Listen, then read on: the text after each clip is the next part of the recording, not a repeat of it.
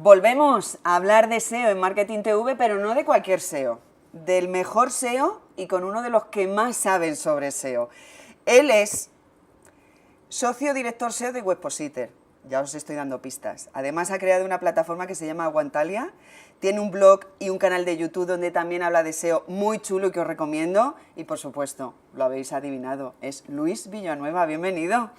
Muchas gracias ¿Cómo estás? por invitarme. Muy bien, muy bien. ¿Tranquilo? Sí, estoy tranquilo. ¿Sí? ¿De verdad? Sí, ¿Me lo sí. prometes? Sí, prometido. O sea, ¿podemos empezar ya a disparar? Sí. ¿A muerte? A muerte. Bueno, y así, la primera pregunta, para ir abriendo boca. ¿Tú qué le dices a un empresario, Luis, que duda sobre la importancia del SEO? Porque esto como que asusta, ¿no? La palabra SEO ya en principio asusta. Bueno, hay dos tipos de empresarios, que son los que no entienden la parte digital y los que sí que la entienden. Con los que entienden la parte digital no hay ningún problema, con los que no la entienden hay que hacerle ver la inversión que requiere que te conozcan en toda España o en todo el mundo, dependiendo hacia dónde quieras dirigir tu negocio. A partir de ahí ya empieza la negociación con él, porque al final es una especie de negociación, se trata de convencer y no de vencer. Entonces, lo primero que le digo es cuánto ha invertido en su negocio físico. Si eso lo extrapolamos al negocio digital, va a ser mucho más económico. Ahora bien, necesita un rendimiento, necesita una rentabilidad y necesita ver resultados. Por lo tanto, yo lo que hago es intentar ganar pequeñas batallitas en vez de ir a ganarlo todo. Claro. Y así es una forma de ir convenciendo al empresario en este caso. Muchas veces es más fácil y otras veces más complicado, pero como yo digo, con resultados siempre se convence al empresario. ¿Pero cuál es el mayor miedo de los empresarios? ¿Que les da tanto miedo todo esto? Tirar el dinero, tirar el dinero. ¿Por qué? Porque en el mundo del SEO siempre ha habido pues, mucho engaño, mucha gente que no es experta en posicionamiento pues se ha dedicado a ello por la facilidad que había hace unos años de dedicarse a todo el mundo digital, nadie entendía. Y pues bueno, pues los que aprovecharon el momento sin tener los conocimientos requeridos para hacer este trabajo, pues aprovecharon el momento y ha habido mucho engaño. Es normal que la gente tenga miedo y es normal que la gente tienda a no querer tirar el dinero. Ahora bien, ya digo, con resultados siempre se demuestra que el SEO funciona. Bueno, el SEO funciona siempre y cuando te hagas de un buen equipo. No solamente está en convencer al empresario, sino de tener un buen equipo de profesionales que sepan de esto, por lo que tú decías, que hay mucho bla, bla, bla. Efectivamente. Efectivamente, y nos encontramos con eso siempre. Cuanto más grande es la empresa, más se tarda en hacer las implementaciones que nosotros recomendamos. Al final, para hacer SEO necesitas cambiar muchísimas cosas dentro de la web, y hacer implementaciones, cambiar cosas de programación, cambiar cosas de arquitectura web, que luego entraremos, etcétera, etcétera. Y eso requiere de ejecutar cambios sobre una web y muchas veces ese trabajo se demora. Y cuando se demora ese trabajo, se demoran también los resultados. Y eso hay que incidir mucho en que hay que ejecutar cambios, en que hay que hacer implementaciones, en que hay que medir los resultados y tenemos que hacer unos reporting que les sirva no solo a la parte técnica, no solo digamos, al departamento de marketing o de SEO, sino también al gerente, al director de la empresa, que al final es el que nos contrata. Tú acabas de mencionarlo, la arquitectura web en el SEO. ¿Es tan importante? Ponnos un ejemplo, porque me imagino que esto es un poco como todo, ¿no? Para empezar a construir te tienes que hacer de un buen equipo, el arquitecto que diseña, el aparejador, etcétera, etcétera. ¿Cuál es la importancia? Es la base de una página web. Al final, dentro de una página web hay diferentes URLs, que al final son landing page, páginas, pueden ser de categorías, de productos, etcétera. Y hay una cosa clave dentro de la arquitectura, es que a cuantos más clics de distancia tengas una URL, menos efectiva será a nivel de transmisión de autoridad, a nivel de transmisión de popularidad, que es como funciona al final el algoritmo de Google. Por lo tanto, dentro del SEO, la arquitectura web es la pieza clave, es la pieza angular de toda la estrategia. La diferencia entre un buen posicionamiento y uno no tan bueno con los mismos recursos incide en lo que es la arquitectura de información, la arquitectura web, la estructura de la web, y eso se trabaja pues con menús, enlaces internos contextuales, enlaces internos en sidebars, enlaces internos en footers, etcétera, etcétera. Bueno, yo ya con los footers me he perdido. Pie de página. pero me consta que, obviamente, la audiencia de Marketing TV sabe perfectamente de lo que les estás hablando. Estábamos hablando de la arquitectura, pero me imagino que no menos importante es la autoridad de un dominio. Vamos a ver, la autoridad de dominio como tal, la gente entiende autoridad de dominio porque es algo que se ha extendido, porque una empresa tercera, como pueda ser Moz, pues ha definido que, oye, ya no os fijéis en el PageRank, fijaros en la autoridad de dominio. Yo estoy totalmente en contra.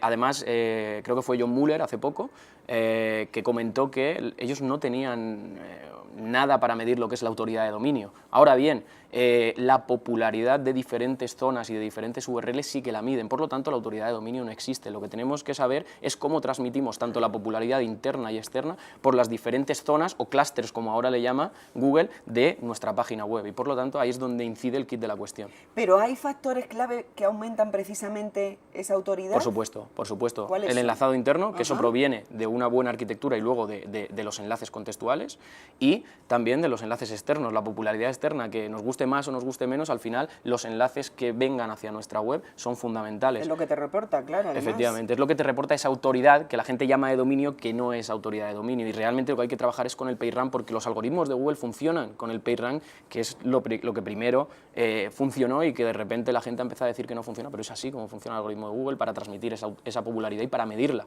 con el PageRank, y la fórmula del PageRank es muy clara. Oye, Luis, ¿tú cómo te metiste en el mundo del SEO? Bueno, pues fue de casualidad realmente. Yo quería ser informático. De informático yo estudié para gestionar servidores. De servidores me aburrí y me pasé a programación. De programación me monté una página web, me monté otra y dije, coño, que aquí no solo me está visitando ya mi madre, mi tía, mi hermano y mi abuela, sino que me estaba visitando un montón de gente y quiero saber más. De ahí descubrí Analytics, luego descubrí lo que antiguamente era Webmaster Tools, que ahora era Search Console. Empecé a leer por foros. Desgraciadamente, bueno, por suerte o por desgracia, no había la información que hay ahora, o desinformación, porque ahora hay tanta información que muchas veces estamos desinformados y no informados, pero fue mera casualidad. Cuéntanos cuáles son tus herramientas SEO favoritas y cuál es la función más especial de cada una. Porque las herramientas todas sirven para muchas cosas, pero me imagino que vosotros, los expertos en SEO, tenéis las vuestras favoritas y no las utilizáis todas para lo mismo. No. Evidentemente no, hay una cosa que es, dos cosas fundamentales en el SEO, que una es el rastreo y la indexación y otra es la popularidad, amén del contenido y otros factores on-page, pero eso es, digamos, el cómputo de una buena estrategia SEO. Para rastreo e indexación a mí me gustan simuladores de crawleo, como puedan ser Screaming Frog, que es una herramienta súper extendida que todo el mundo conoce y sin ella es muy complicado hacer SEO. Si quieres algo para páginas un poquito más grandes, porque esto Screaming Frog te sirve para páginas medias, pequeñas, pero si ya tienes una página con muchísimas URLs, con un volumen muy grande, yo me iría a un crawl, deep crawl y otras herramientas ya más fuertes, por así decirlo, y más robustas. Además, OnCrawl, por ejemplo, te permite analizar logs y ya hacemos la diferenciación entre simulación de crawleo, que cómo simulamos el comportamiento de Googlebot, y gracias a los logs del servidor lo que estamos haciendo es monitorizar realmente por dónde se está moviendo el robot de Google. Y ya podemos diferenciarlo entre smartphone y desktop. O sea, y ahora con el Mobile First, pero bueno, de eso si quieres hablamos más adelante porque es otra parte que Google ya va al mobile. Y bueno, esa es una herramienta de mis favoritas. Luego, por supuesto, Analytics para monitorizar el comportamiento de los usuarios, por dónde entran, hacia dónde, qué conversiones estoy teniendo, qué landings me está funcionando mejor, de cuál tengo más rentabilidad, de cuál menos.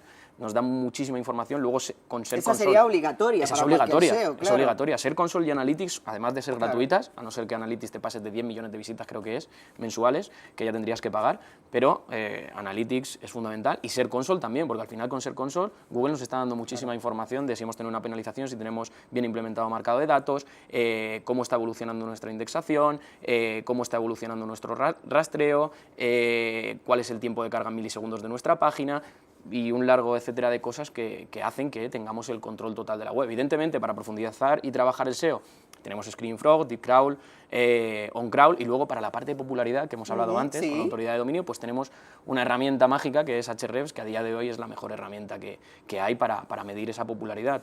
Analizamos un perfil de enlaces, tanto el nuestro como el de la competencia, y vamos viendo. Mezclada con Majestic SEO, que también es muy buena a nivel de popularidad y enlaces, pues tenemos ahí ya la suite de herramientas perfectas. Hay muchísimas más y uso muchísimas más, pero centrándonos en esa seríamos capaces de desarrollar cualquier estrategia SEO de forma efectiva. Luis, en un e-commerce, para evitar el típico contenido duplicado que se da habitualmente, que se genera además al utilizar los filtros, ¿utilizarías etiquetas canonicals, noidex o las dos? Vamos a ver, en las directrices de Google es muy claro. Te recomienda, por un lado, usar noindex y por otro, usar canonicals. A mí, dependiendo de el proyecto, o me gustan los canonicals o no me gustan, porque el canonical al final es una sugerencia. La gente tiende a pensar que es una directiva y de hecho herramientas como por ejemplo Screaming Frog te lo marca como si fuera una directiva. Realmente el canonical es una sugerencia, quiere decir que Google no sigue a rajatabla esa etiqueta, por lo tanto muchas veces puede hacer lo que quiera con esa etiqueta y llegar a indexártela. Es decir, si yo tengo una URL que tiene un canonical hacia otra URL, lo lógico es que Google interprete que esta URL tiene un contenido muy similar a esta y por eso Google te recomienda implementarlo en los filtros.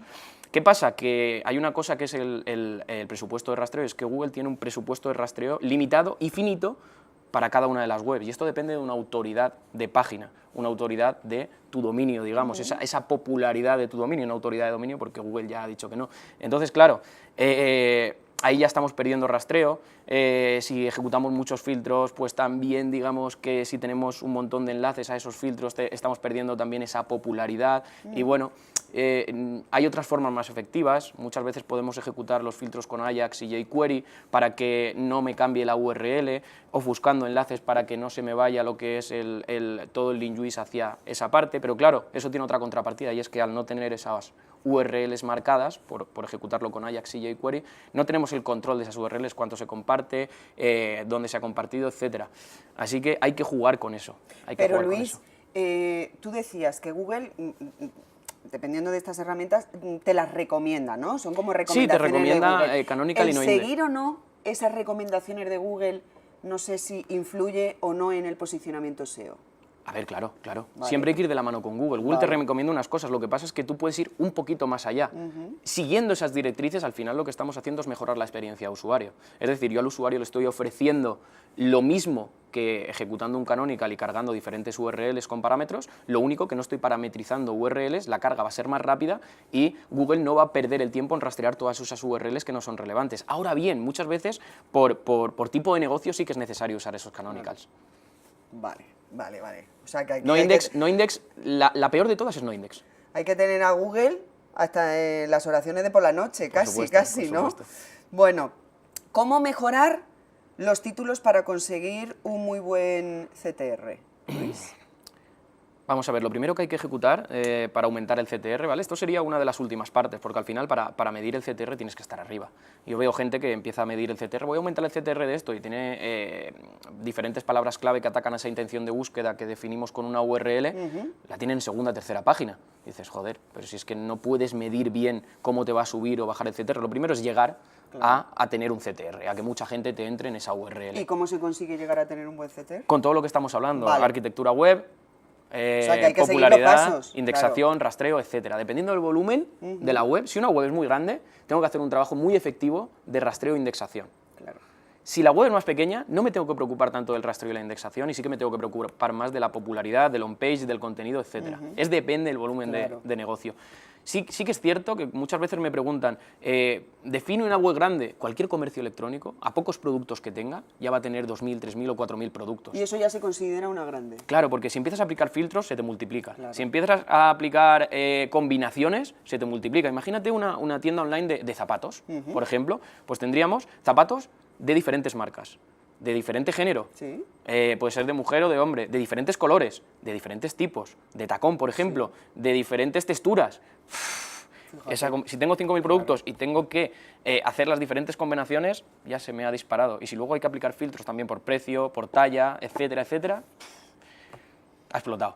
Pues sí. Por lo tanto, es una web grande. Acabaremos haciendo todos, es que no lo quiero decir mal, clickbait. Vale, a lo que iba del CTR que me he ido, Va un poco todo ligado con esto, sí. claro. Una vez que hemos subido ahí para mejorar ese CTR, simplemente tengo una herramienta muy bonita que se llama Search Console, que te va a dar para cada URL, simplemente tengo que filtrar por esa URL y ver para las diferentes palabras clave qué CTR estoy teniendo. Y depende de la intención de búsqueda de esas palabras clave, tendré más o menos CTR. Si mi respuesta a esa palabra clave, a esa intención de búsqueda es transaccional, por ejemplo, tendré un mayor CTR para ese resultado. Claro. Ahora bien, si alguien está haciendo una búsqueda informativa y mi resultado y mi title, por ejemplo, está orientado a una respuesta a una pregunta transaccional, a una búsqueda transaccional, ese CTR va a ser más bajo. Te pongo un ejemplo, no es lo mismo poner comprar zapatos que zapatos a secas.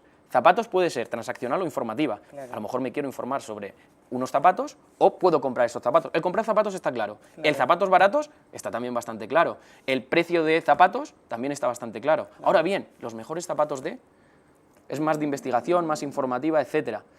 Por eso muchas veces, y esto me da pie a hablar de las canibalizaciones, por eso muchas veces podemos llegar a canibalizar, que canibalizar no es otra cosa que si tengo dos URLs diferentes que atacan la misma intención de búsqueda, que no atacan la misma palabra clave, porque no hay que hablar de palabras clave, sino de intenciones de búsqueda, ahí estoy canibalizando. Ahora bien, si soy capaz de diferenciar para una misma palabra clave, por decirlo de alguna manera, diferentes intenciones de búsqueda, esta es transaccional y esta es informativa, dependiendo de esa intención de búsqueda, se te va a posicionar o una o la otra y no te va a canibalizar. He ahí el secreto del CTR. Claro. Y luego tú ya, con los valores que vas viendo dentro de Search Console, puedes ir variando ese title y esa description, porque la description ayuda muchísimo, para aumentar ese CTR, pero siempre teniendo en cuenta con la herramienta de Search Console y sobre todo la intención de búsqueda de ese usuario.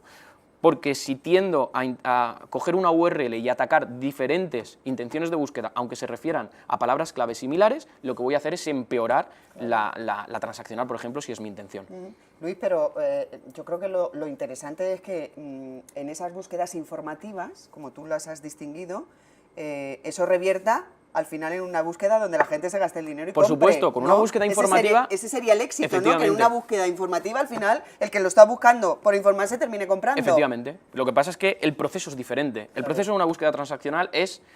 Le tengo que mostrar rápidamente productos para que sea capaz de jugar con ellos y que encuentre el mejor precio y el mejor servicio. Claro. No hay más. Pero ese ya está dispuesto, pero ese cliente ya está dispuesto a que va a comprar, quiere comprar. Sí, pero hay mucha competitividad, porque el que está dispuesto a comprar, si es nativo digital o si está acostumbrado a comprar por internet, no va a pinchar en el primer resultado, va a pinchar en el primero, segundo, tercero, cuarto y va a comprobar. Va a comprobar dos cosas. Primero, usabilidad de la página, que se encuentre cómodo navegando. Claro. Segundo, la marca de la página. Tercero, precio. Cuarto, soporte y gastos de envío, etcétera, etcétera.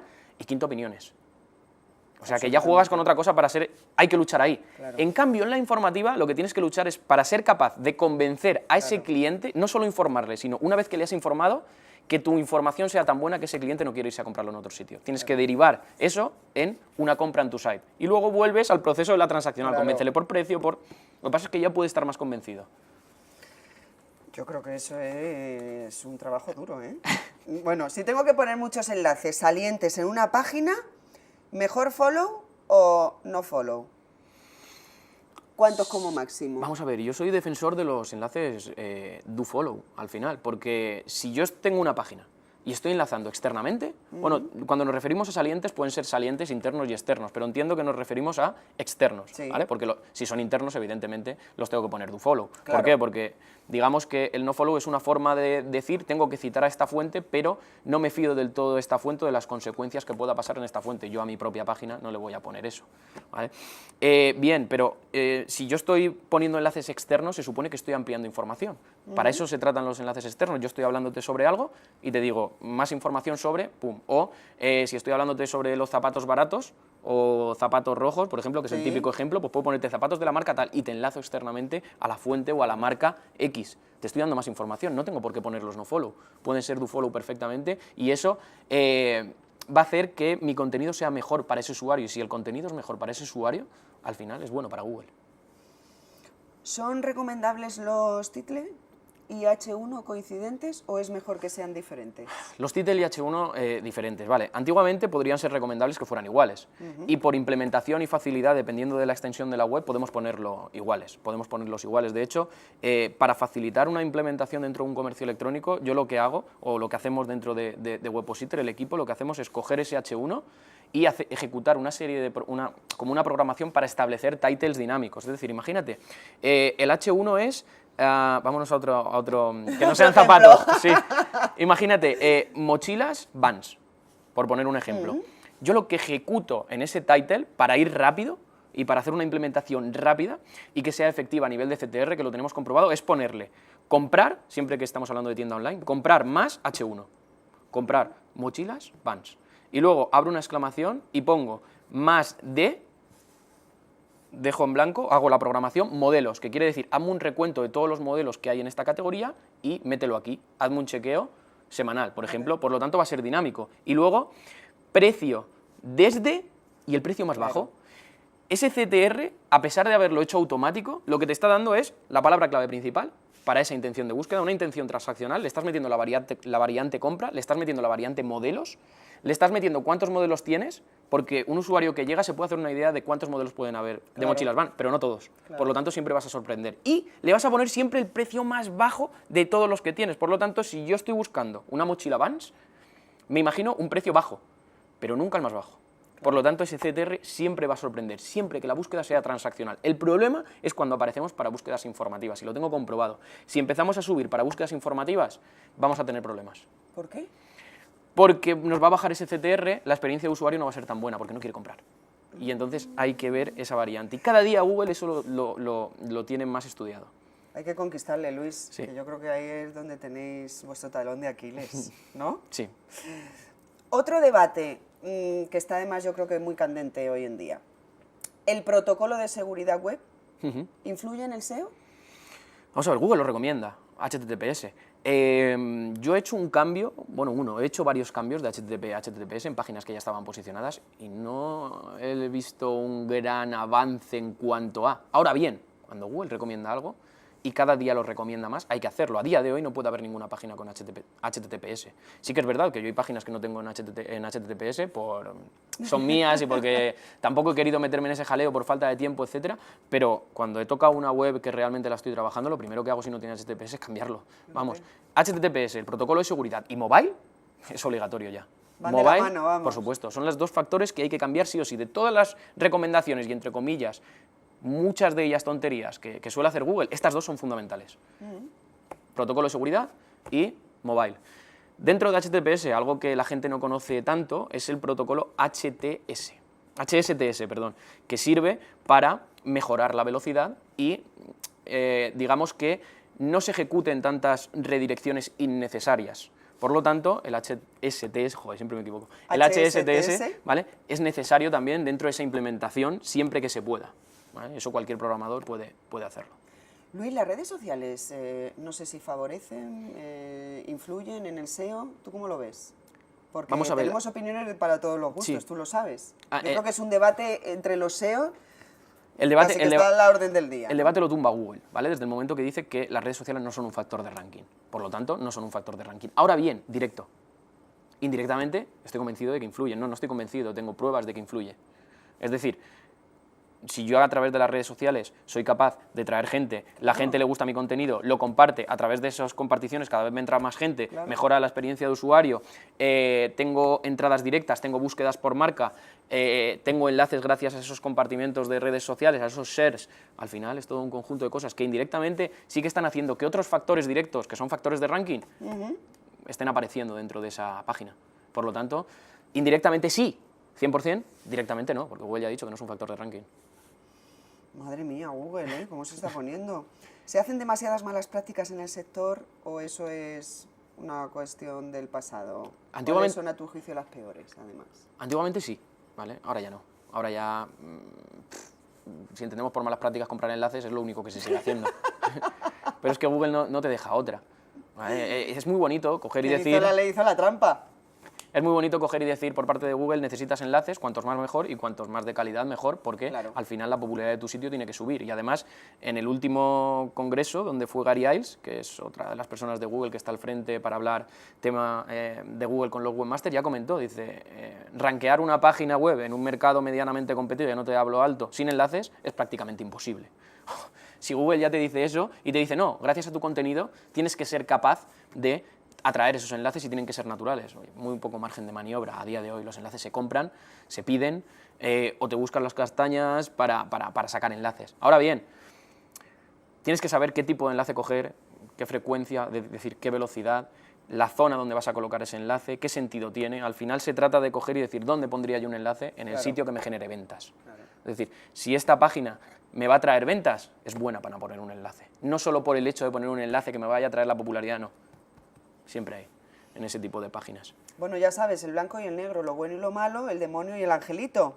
¿Alguna técnica Black Hat has utilizado tú? ¿La recomiendas? A ver, yo no soy... Cuidadito, cuidadito que no te pillen. Sí, yo no soy experto en Black Hat. Algunas cosas he hecho, pues como todo el mundo, cuando empiezas al final dices, esto mola porque pasas antes, tal, pero no las recomiendo porque al final es o eres un máquina haciéndolo o eres experto en eso y dedicas tu día a día en ello, o o no, o te va a salir mal, seguramente. Ahora bien, ni siendo un experto, yo lo haría en un negocio que quiero a largo plazo y que seguramente dé de comer a mucha gente. No, en una tienda online, en una página que yo quiera vivir de ello, olvidarnos. ¿Sería un poco deslealtad, tú crees, utilizar ese tipo de técnicas? No deslealtad, al final depende de cada uno.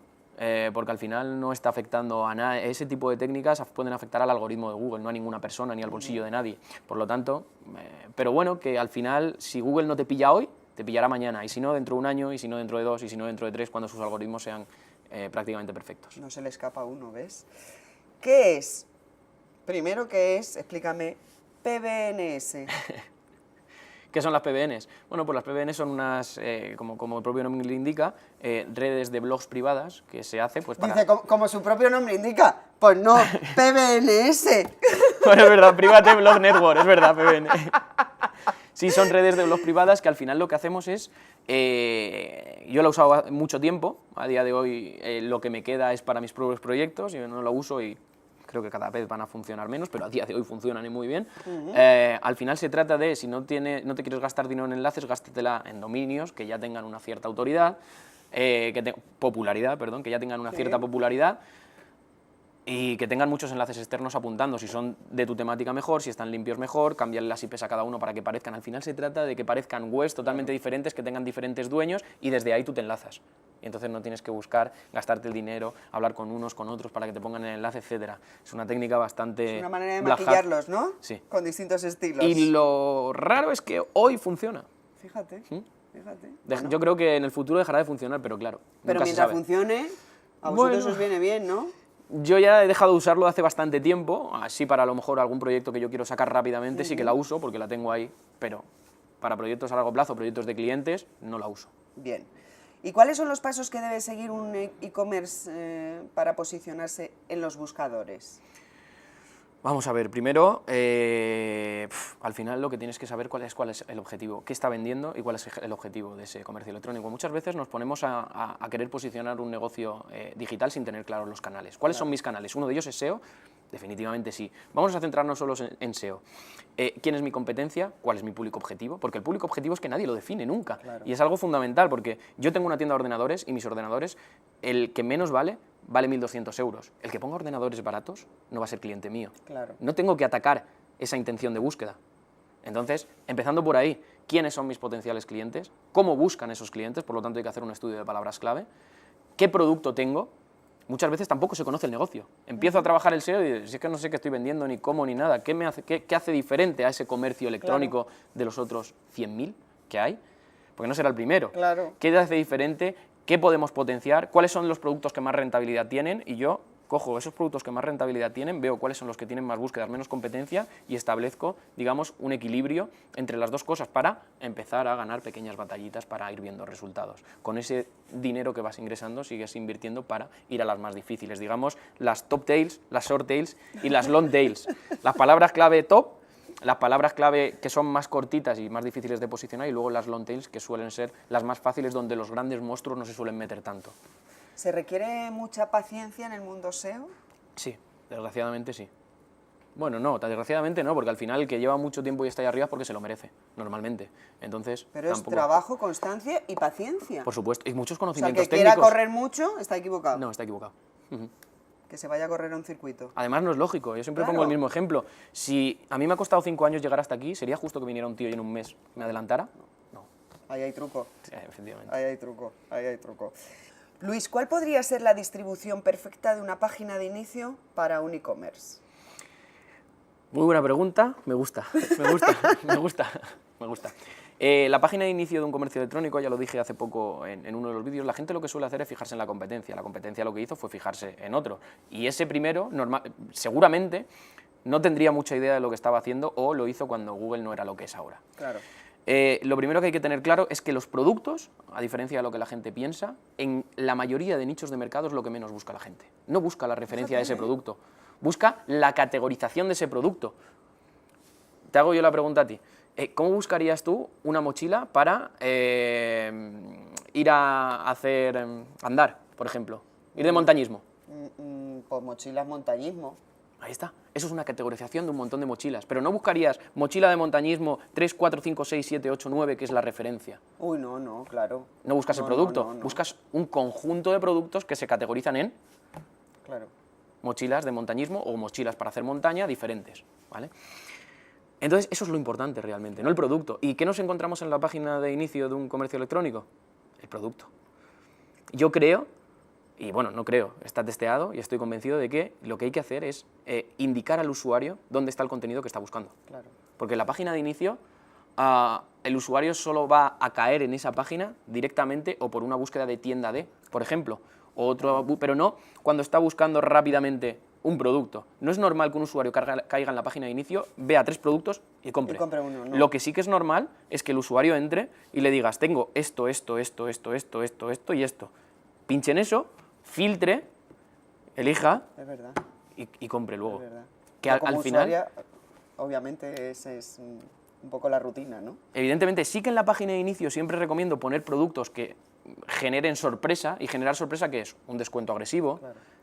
que tenga muchísimas ventas, por ejemplo, una campaña navideña, yo puedo colocar ahí lo que sé que más se está vendiendo, que la gente que entre va a comprar. ¿Por qué? Porque mucha de la gente que va a mi página de inicio es gente que ya ha entrado otra vez. Claro. Y por lo tanto, ahí sí que alguien que ya me ha comprado, que tiene confianza en mi marca, sí que puede que compre un producto que yo le ponga que es top ventas o que hay un descuento muy agresivo, sí que puede que se Claro, fije. pero es lo que tú dices, va a tiro hecho, va allí porque sabe Efectivamente. que lo que tenéis es lo que él quiere. Pero no podemos poner un montón de productos así aleatorios, no. Hay que guiar al usuario y a partir de ahí él encontrará lo que está buscando. Es importante, Luis, que hoy en día las webs ofrezcan sus contenidos en formato AMP. ¿AMP? Sí. ¿Lo he dicho bien? Ujú.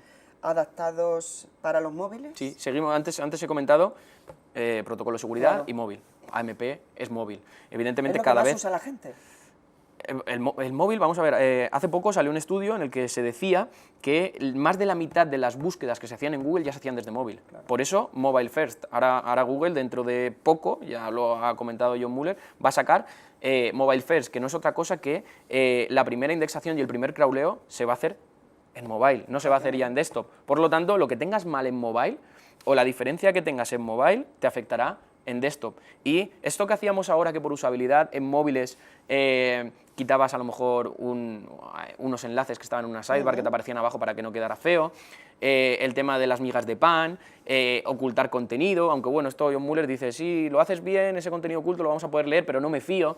Todo eso ya no se va a poder hacer, porque te va a afectar negativamente a la parte de desktop. Y tampoco significa que Mobile First Index digamos, solo se va a indexar y se va a crawlear el mobile. No, también lo otro, lo que pasa también en desktop.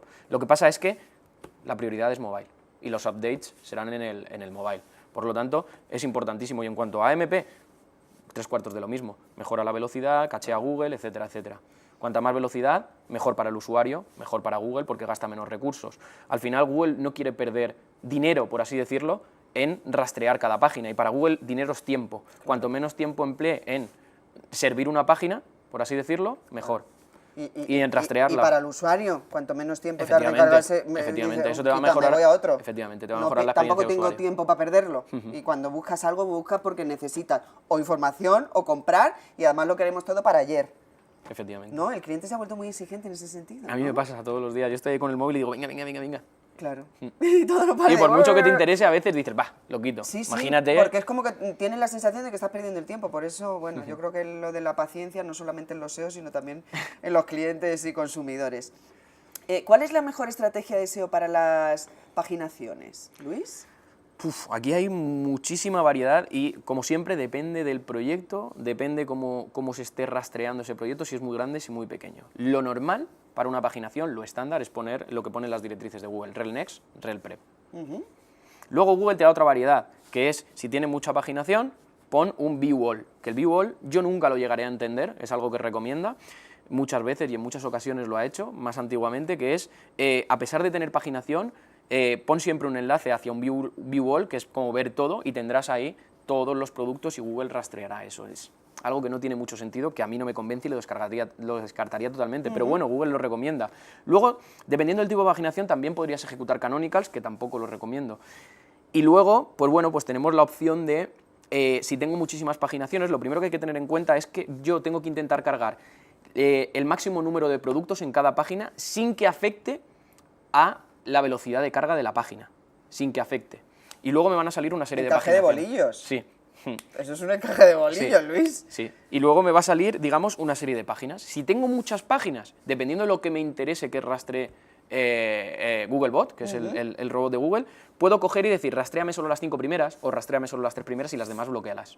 Y no accedas ahí, no pierdas tiempo, porque ya las tengo por otros sitios, por otros filtros, etcétera. O porque estos productos no me interesan porque no tienen búsquedas y tampoco me interesa que los rastrees con tanta frecuencia o que directamente los rastrees. Y después hay otra cosa que a mí me gusta mucho, que eso sobre todo se usa en los dropshipping, sobre todo cuando estás saliendo, que es cuando tenemos un negocio vía dropshipping, tenemos un producto que nos lo da el mismo proveedor que se lo ha dado a toda nuestra competencia. Ajá. Por lo tanto, ese contenido es duplicado. Todos tienen el mismo contenido. Entonces, esos digamos, textos o esas URLs no te interesan ni indexarlas y muchas veces tampoco crawlearlas. Por lo tanto, una buena estrategia sería utilizar el típico botón que seguramente habrás visto, que es que en vez de haber páginas es el ver más y te carga un montón de productos. Pero cuidado, normalmente esto se hace por JavaScript y hay gente que lo hace con onload. Onload es, una vez que vas bajando, cárgame. Por lo tanto, eso Google sí que lo va a leer. A mí me interesa que no lo lea. Por lo tanto, lo que hay que hacer es un on-click, para que cuando el usuario haga clic en ese botón, se cargue lo demás. Por lo tanto, si el usuario no hace clic, no se carga lo demás y por lo tanto Google no lo va a rastrear. Es importante. O sea, fíjate todo el abanico de posibilidades que tenemos. Madre mía, madre mía. Y se habla mucho de contenido, ¿no? Para las empresas. Yo no sé la importancia realmente en el mundo del SEO, en un proyecto SEO, del buen contenido. No sé si lo hace crecer, si no lo hace crecer o si no tiene nada que ver. Evidentemente, el contenido es importantísimo. No ya solo a nivel SEO, ¿vale?, que también, sino a nivel ventas. Un contenido es capaz de hacerte... La diferencia entre un contenido es que te venda un producto cada 100 o 10 cada 100. Claro. A lo mejor exagerado con el pero un contenido es capaz no solo de posicionarte, sino también de venderte. El mejor contenido para mí lo hace la persona experta en esa temática, no un periodista. Un periodista te puede hablar muy bien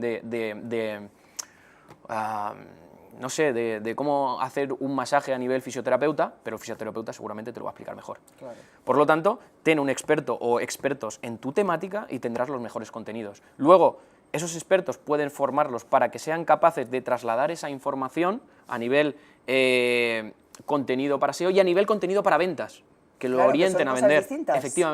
Efectivamente. Por eso ahí quería yo que incidieras, Luis, porque el contenido, cuando se habla de contenido, no es lo mismo un contenido para vender o un contenido para posicionar. Efectivamente, pero al final siempre estás vendiendo. O sea, lo necesitas para posicionar, pero también para vender, porque aunque no vendas un producto, estás vendiendo información. Y como información que tú estás vendiendo, porque tienes que tu negocio es que te hagan clic en AdSense, o tu negocio es que te dejen un leads porque tú vendes servicios, tienes que convencerle. Convencerle para que compre el producto, convencerle para que te dejen el lead y contraten tu servicio, o convencerle para que tu información le haya sido útil y la comparta. Por lo tanto, siempre tienes que venderle algo. Pero no es el mismo contenido para un buen posicionamiento SEO en todas las redes sociales y en todas las plataformas. A ver, para un buen posicionamiento el contenido es fundamental y al final lo que tienes que hacer, voy a lo mismo, no es defender, por así decirlo, una keyword, lo que tienes que hacer es responder a esa pregunta que ha hecho el usuario para esa intención de búsqueda. Y muchas veces hay que hacer una variedad semántica, muchas veces no, siempre hay que hacer una variedad semántica muy potente. La variedad semántica lo único que te da es que si estoy hablando de banco, que Google entienda perfectamente que no es un banco de dinero, sino que es un banco de sentarse. Claro. Entonces ahí está la diferencia y por eso esa capacidad semántica, esos sinónimos, esas diferentes palabras clave que tienen la misma intención de búsqueda. ¿Y cómo es de importante, no sé, cómo son o pueden ser de importantes otros buscadores? Porque estamos hablando continuamente de Google, Google. Pero ¿qué pasa con Bing, con Yahoo, con Yandex? Dependiendo, es lo de siempre, dependiendo del público al que te dirijas, la zona geográfica donde esté situado ese público, pues utilizarás unos u otros. Yo siempre hago de Google porque el 98% de los proyectos que trabajo los oriento a Google, ¿vale? No soy ¿Conoces experto. realmente a alguien que utilice Yahoo o Yandex o Bing? Sí, dependiendo de, por eso te digo, Yandex sí, dependiendo a dónde te quieras dirigir, porque en otros mercados, ¿vale? Y también está Baidu, por ejemplo, en esos mercados sí que la gente busca más a lo mejor en Yandex que en Google, pero yo no trabajo en esos mercados. Pero sí, dependiendo, todo depende de cuánta gente está usando un buscador u otro. Aquí a nivel habla hispana, Google. sin lugar a dudas. Por eso, debe ser por eso que como yo no me he ido fuera, ¿no? Bueno, Luis, a mí me llama mucho la atención porque eres un tipo joven, ¿no? Jovencísimo, 27 años, eres socio ya de Webpositor. Hablábamos además al principio que acabas de crear una plataforma Wentalia. Y a mí me sorprende porque llevas muchos años, das clases, tienes varios negocios. ¿Qué has aprendido y sobre todo, qué te motiva a seguir aprendiendo? Justo eso, no sé por qué, siempre, a mí me pasa una cosa, es que digo, cuando consiga esto ya está, que es mentira, me miento a mí mismo. Cuando consigues eso, no sé si es problema mío o problema de un montón de gente, porque también tengo gente a mi alrededor que le pasa exactamente lo mismo, que es, yo digo, cuando consiga esto, ya está, y cuando consigo eso, ese mismo día que lo has conseguido, esa misma época donde lo has conseguido, dices, si es que esto no es nada, es una mierda, entre comillas. Reto, claro. Y sigues, y quieres más, y quieres más, y quieres más. No sé si cuando tenga 50, 60 años, ojalá llegue, tendré ese hambre, entre comillas, de seguir haciendo cosas, pero me encanta aprender y me encanta ponerme algo e intentar forzar la máquina, entre comillas, e intentar saber más y más y más y más. Y lo que, por ejemplo, yo ahora hago mucho en el SEO es intentar hacer cosas que no existan, por así decirlo. Evidentemente me pego unas hostias terribles, terribles, pero alguna vez diré, oye, pues mira, me ha salido y esto no estaba antes. Claro. O no, bueno, o no, pero lo intentas y te diviertes. Claro, y al final en eso consiste el negocio, ¿no? En probar, caerte, volverte a levantar, volverlo a intentar. Efectivamente, tú fíjate cómo son las cosas, que yo muchas veces estoy en la oficina y hay días, por ejemplo ayer, que entré a las 9 y salí a las 9. Y había hecho un montón de cosas, pero ese día no había tocado nada de investigación, de experimentos y tal, y llegué a casa y estuve hasta las 2 de la mañana practicando cosas que me apetecía. Decía, quiero hacer algo, hoy no he hecho esto que quiero hacer sobre SEO y sobre... Y sigues, y dices, joder, claro. Pero es que me divierte, es como un hobby, y quieres seguir aprendiendo no solo a nivel de SEO, sino a nivel de negocios, a nivel de gestión de equipos, a nivel de empresa, a nivel de... No sé, todo lo que me gusta, entonces es seguir aprendiendo. Y fíjate, hasta los 60, como tú decías, con lo joven que eres, vas a tener tiempo para experimentar, porque además yo creo que una de las cosas que a ti te caracteriza es que todo lo que pones en marcha, primero lo has experimentado personalmente, sí. Y otra de las cosas que además yo creo que agradece la gente que te sigue y la gente que te conocemos, es que lo das todo y lo compartes absolutamente todo, porque otros para compartir primero tienes que pasar por caja. Sí. Y yo creo que eso es un error, porque eso va justo en contra, ¿no? Al final, por ejemplo, lo que yo hago en YouTube, aparte de porque, al principio no, ¿vale? Pero aparte porque me divierte y porque pienso que puedo aportar mi punto de vista sobre algo, hay dos tipos de formas de hacer marketing, porque no nos engañemos, YouTube es marketing. Una es pagar por impactar a la gente diciendo que eres el mejor, claro. ¿Vale? Yo soy el mejor, contrátame, que es lo que hacen el 99% de las empresas, y creo que es una acción totalmente desfasada y o sea, que no está bien. Y otra es, yo hago esto, claro. ¿Te gusta? Contrátame. Yo hago esto, valora tú, por ti claro. mismo. Yo hago esto y estos son los resultados, porque al final, como mejor se vende es con resultados. Claro. Y porque demostrando. Además la experiencia y el trabajo lo sabes tú, tú sabes cómo has llegado a hacer eso. Y llegar a este punto de lo que me preguntabas, de tratar de convencer a un cliente de que te contrate, o tratar... La mejor manera de convencer a alguien de algo es demostrando que estaba equivocado. O sea, hay veces que a mí me han dicho, Luis, esto es imposible porque tal, porque no sé qué, porque no sé cuánto, y yo he dicho, no tengo ni idea, pero lo voy a hacer yo. Cuando lo haces, esa persona se ha quedado sin argumentos, claro. No para toda la vida. Claro. Contigo ya es otra persona diferente. Claro. Y eso lo intento aplicar siempre. Y además va a muerte lo que tú digas a partir de ese momento, ¿no? Claro, bueno, si eres capaz de demostrar a una persona que está equivocada... Los profesionales, claro, no nos volvamos locos, que gurús, ¿cuántos gurús hay? Pero realmente profesionales, ¿cuántos gurús profesionales existen? Eso ya es otro cantar, claro. Bueno, me imagino que también en esto, ya lo has dicho, ¿no? Habrás fallado muchas veces. ¿Qué opinas de los fracasos en el emprendimiento? ¿Qué hace falta para levantarse y sobre todo continuar emprendiendo y no tirar la toalla? Es necesario. Yo considero que hay dos partes fundamentales cuando fracasas, bajo mi punto de vista y la experiencia que yo tengo, que es poca, muy poca, supongo que habrá gente que tenga mucho más. El primero es que fracasar te pone los pies en la tierra. Claro. Ni eres tan bueno, ni eres tan bueno como te pensabas, y por supuesto cuando estás arriba, tampoco, o sea, cuando estás abajo tampoco eres tan malo. Claro. ¿Vale? Entonces, cada caída te hace, Es una te quita lección. un poquito de ese ego que al final te puede llegar a comer, ¿vale? Y bajas a la tierra, esa por la parte personal. O sea, oye, que tú no eres el puto amo, que este tío es mejor que tú, ¿vale? Sí, sí. Y que ha hecho lo mismo que tú y que 1.000.000 de personas antes han hecho lo mismo que tú y mejor. Y luego está la parte de, oye, he cogido este camino y este no era, pero ya sé que ese no era. Claro. Ya sé que ese no era. Yo, como siempre digo, prefiero perder 1.000 euros en un negocio que 1.000 euros en el casino y en alcohol. Claro, claro, qué bueno. Siempre. Qué bueno. Siempre. Me encanta lo que acabas de decir.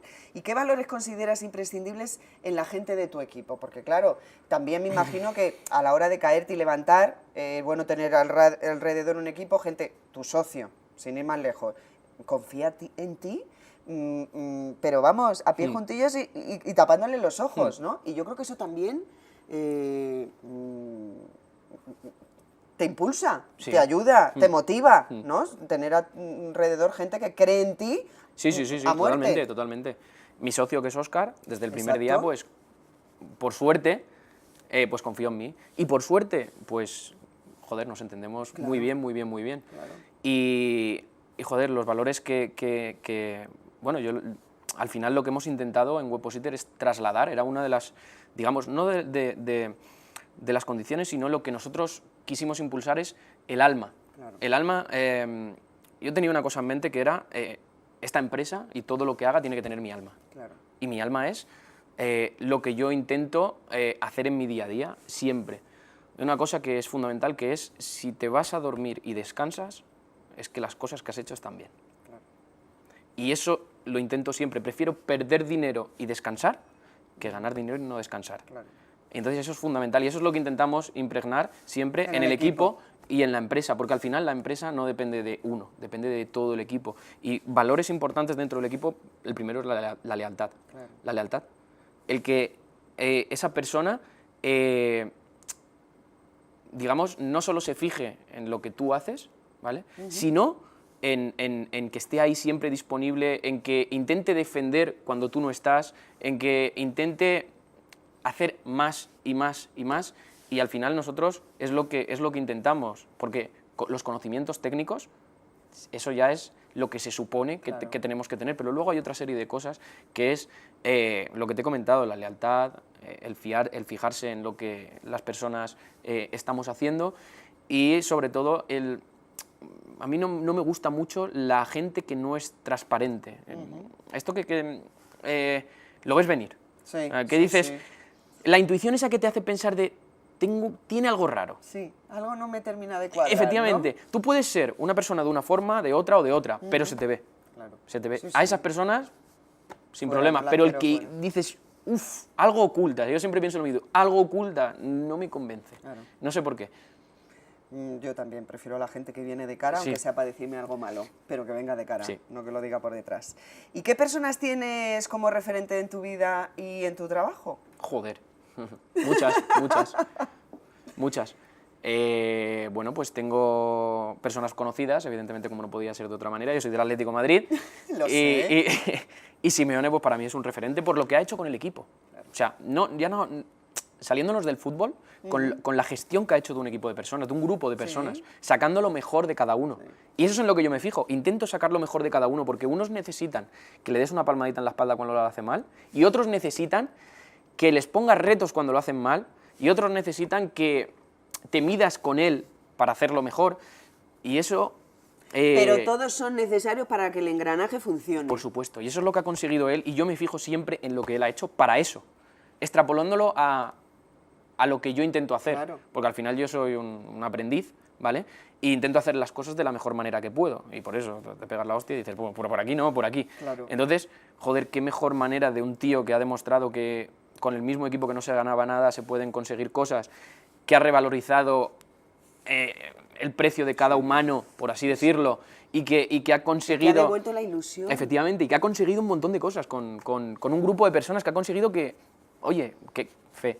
Que yo creo que además al final en eso consiste todo, ¿no? Efectivamente. En la ilusión y en la fe. Para Y mí la cuando- venta más difícil es la que estás vendiendo Claro, fe, y claro, ese tío ha vendido fe a todo el mundo.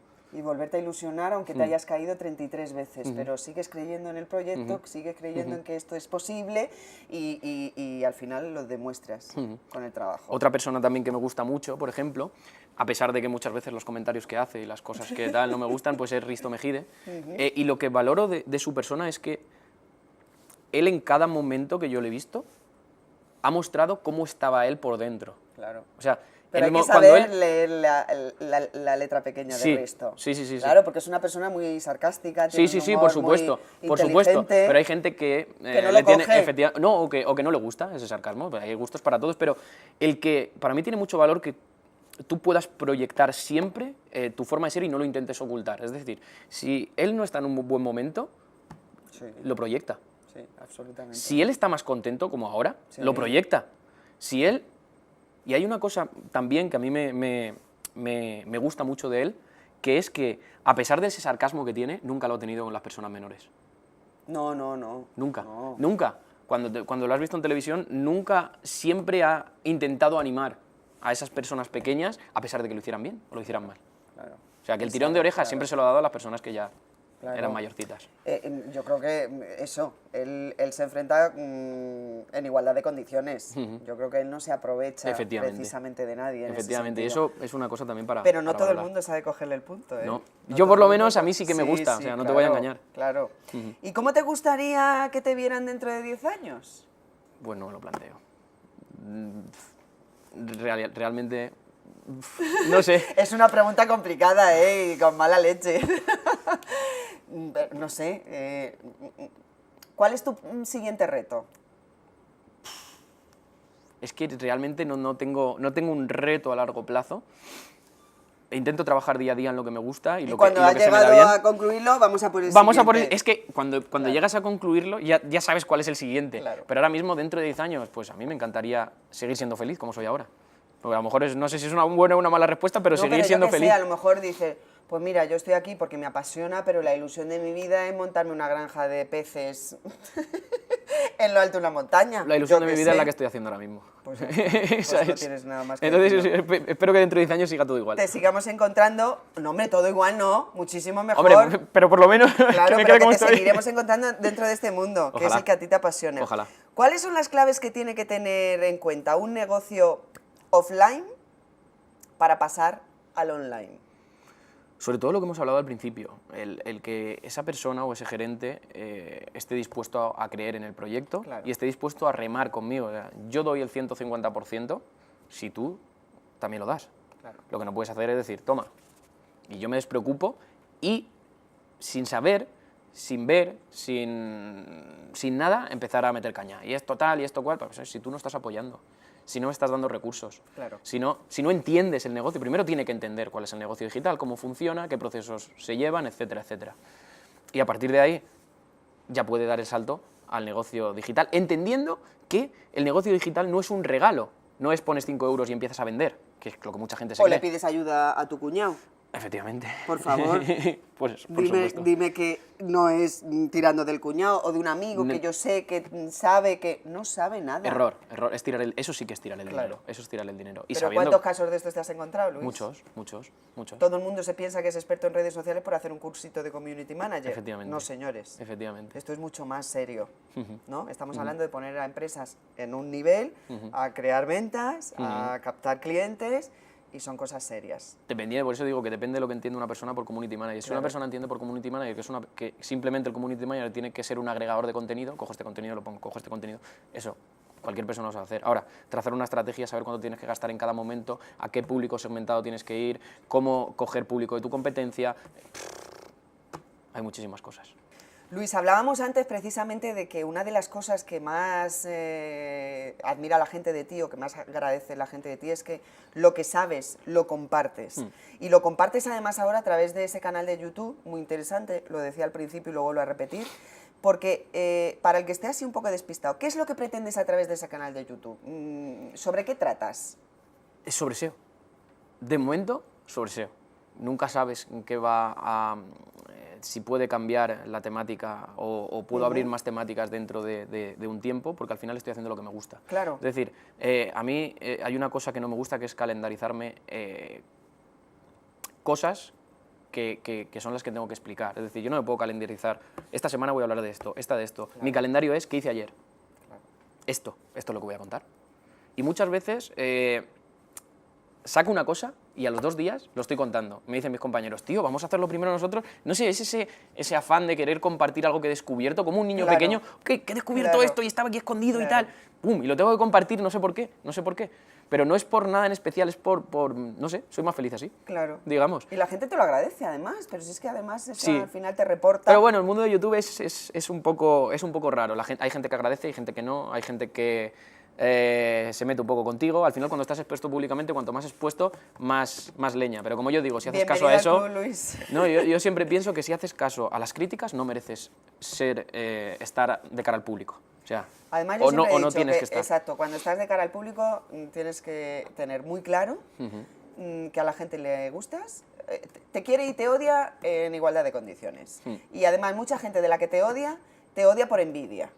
Eso ya no lo sé. Y tienes que asumirlo. Sí, y cuando yo digo, y cuando alguien se supone que te sigue en redes porque le gusta lo que haces, o lo que no haces, o lo que dejas de hacer, o sabe que de ti puede sacar cosas buenas y positivas, y empieza con las críticas, yo creo que es gente amargada que está perdiendo absolutamente el tiempo y te lo está haciéndote perder a ti. Porque si esto, al final... Yo no esto pierdo el tiempo en criticar a es un nadie. mundo abierto de par en par. Igual que has llegado, si no te gusta, Te vete, vas, ahí tienes la efectivamente. puerta. Pero el ¿sabes? molestarte ya en escribir y empezar a criticar, yo creo que... Eso, y otra cosa que no me gusta nada es cuando la gente, para dar su discurso, echa por tierra el trabajo de otro. Exacto. Eso lo odio. O sea, yo para dar mi discurso tengo que echar por tierra el trabajo de otro para hacer que lo mío vale más. Claro, no. Ese discurso ya para mí no tiene ningún valor. Por eso yo creo que la gente que te sigue porque eres así. Lo acabas de decir. Lo tengo que compartir porque me siento feliz y lo tengo que compartir porque lo he descubierto yo, porque ha sido mi trabajo. No he hecho experimento porque vi que lo había hecho no sé qué y ahora yo lo he hecho... No, es tu trabajo, es tu experiencia y es tu triunfo o tu fracaso, pero es tuyo. Sí. Y yo creo que eso es lo que te tienes que sumar, di que sí. Bueno, eres una persona que sabe y aporta mucho sobre SEO, además, no me quiero equivocar, redireccionamiento, indexaciones, auditorías, scrapeo, ¿sí? Sí. Bueno, esto entre otras muchas cosas, pero es que tendría una lista que no terminaríamos nunca. ¿Cómo haces para formarte y sobre todo para mantenerte siempre actualizado? Que yo creo que es lo más difícil porque esto va a una velocidad que ni la velocidad de la luz, Luis. Por suerte, ahora tengo más capacidad de aprendizaje porque lo que hemos querido en Webpositor, que al final somos mucha gente, es montar un departamento e invertir dinero en ese departamento simplemente para experimentar y para adquirir conocimientos. Es decir, lo que otras empresas o empresarios se guardan en el banco para tener más dinero, nosotros lo invertimos en conocimientos. ¿Esos conocimientos cómo se obtienen? Teniendo a gente que haga pruebas y que practique y que haga cosas al límite o que haga cosas que otros no han hecho. Claro. Y vamos a fallar en 100, pero con una que saquemos es suficiente para tener nosotros más conocimientos, para tener un mejor marketing, para tener un mejor posicionamiento, para todo. O sea, lo que te puede repercutir esa nueva idea es mucho más de lo que llevas invertido en esa gente, en esos experimentos, en esos recursos, siempre. Y eso me hace avanzar muchísimo más rápido. Antes no, antes tenía que hacerlo yo, un Juan Palomo era más, pero ahora tengo un equipo que me hace avanzar muchísimo más rápido y no avanzo yo, avanzamos 36 personas. Yo conozco a parte de ese equipo y tengo que decir, en honor a la verdad, que estoy absolutamente de acuerdo con lo que acabas de decir. Creo que más que una empresa sois una gran familia y además lo transmitís dentro y fuera del trabajo, en cualquiera de los lugares donde yo me he encontrado con muchos de vosotros. Vamos, que me dais una envidia sana en Webpositor, de verdad te lo digo, así que desde aquí, compañeros de Webpositor, ole, ole y ole, porque es muy difícil conseguir construir un equipo y esa simbiosis entre todos y cada uno de los departamentos y de la gente que trabaja y forma parte de ese equipo. Luis, ¿cuál es el futuro del SEO? ¿Cómo lo ves? No sé si podríamos tener una bola de cristal o no sé, o vosotros entre los SEOs pensáis que, bueno, pues esto yo creo que va a derivar, porque hace unos años, lo del YouTube, lo del vídeo, ya hace 2 ya empezabais a decir, cuidadito que el mundo del vídeo va a tomar partido y se va a poner por delante de todo lo demás. ¿Cuál es el futuro del SEO? El futuro a largo plazo no lo sé, pero el futuro a corto plazo estoy seguro de que es el móvil. Pues seguro porque ya Google lo ha dicho, es el móvil. O sea, tenemos que empezar a desarrollar webs a partir de una usabilidad móvil y luego trasladarla a desktop, no como ahora que hacemos Al un revés. desarrollo en desktop y trasladándolo a móvil, teniendo en cuenta que una tablet Google lo considera como desktop. ¿Ah, sí? Sí. O sea, que el móvil es el móvil, el El teléfono. móvil es el móvil, una phablet Vale. o un smartphone. Sí, sí, ¿Vale? sí. Y teniendo en cuenta eso y, por supuesto, otros canales, como puede ser el vídeo, redes sociales que van viendo, pero si nos centramos en SEO lo que depende de Google, móvil, y cuidado con las PWA, que son las aplicaciones híbridas, esas, que no es una app Sí. nativa ni tampoco es un responsive, sino es aplicación híbrida, que también Google ya lo ha avisado y seguramente no sé si en 2018, pero ya en 2019 estará bastante extendido. Confío en que sí. Bueno, pues yo creo que ha quedado claro que el SEO no es un juego de niños, pero que Luis Villanueva se lo pasa como un enano. Luis, que ha sido un gustazo. Para mí, vamos, un honor poder estar aquí, que me hayáis invitado y joder.